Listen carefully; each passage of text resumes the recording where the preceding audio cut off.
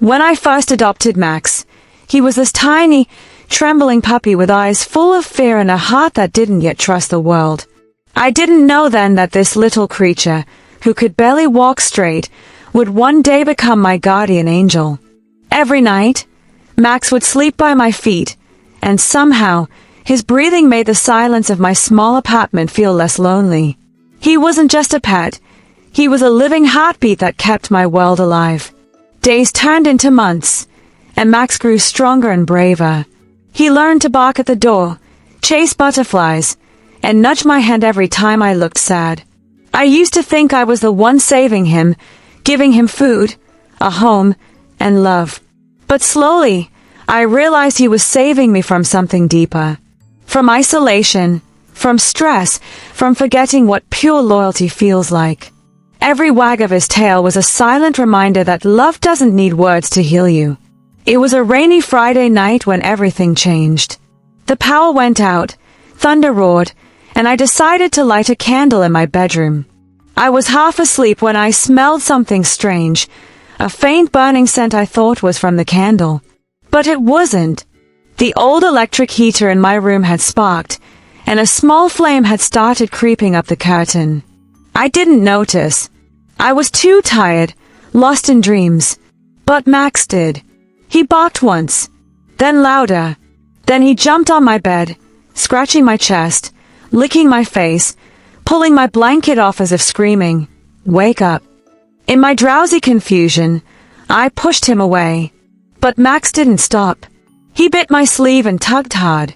That's when I saw it, the corner of my room glowing orange, smoke rising fast. My heart froze. I grabbed the water jug and threw it, but it wasn't enough. Flames were spreading. I panicked. Max didn't. He ran toward the door, barking nonstop until I followed him out into the corridor. Outside, my hands were shaking, my lungs burned, and all I could think was how close I had been to disaster. The fire alarm went off, and neighbors came running. The firefighters arrived minutes later, but by then, my room was already half-charred. Through the smoke, I saw Max, wet, coughing softly, tail still wagging like he knew he'd done something right. I hugged him tight, tears mixing with soot. That night, I didn't lose my life because my dog refused to lose me. After that day, Max wasn't just a pet anymore. He was my hero. I framed his tiny paw print, the same one that woke me up, and kept it near my bed as a reminder that love can come in fur, paws, and unspoken bravery. I couldn't stop replaying the moment in my mind.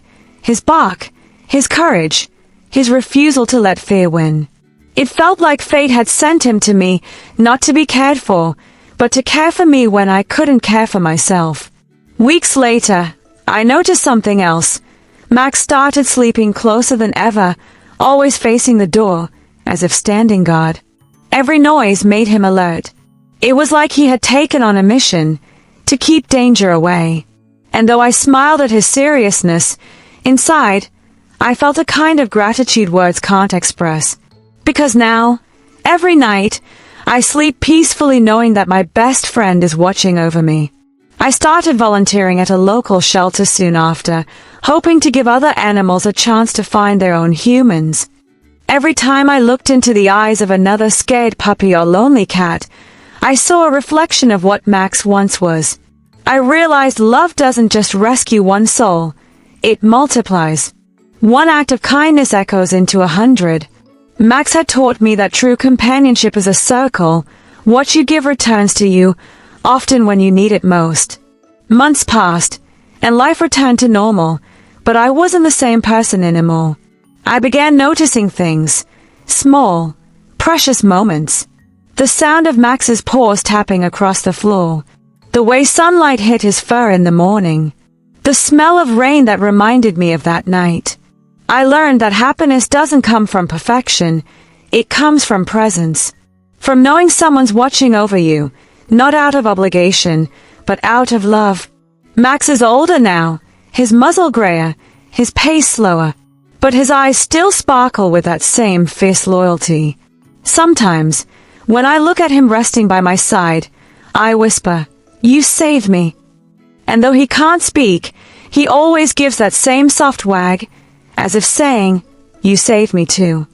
Love like that doesn't fade. It only deepens, becoming part of who you are.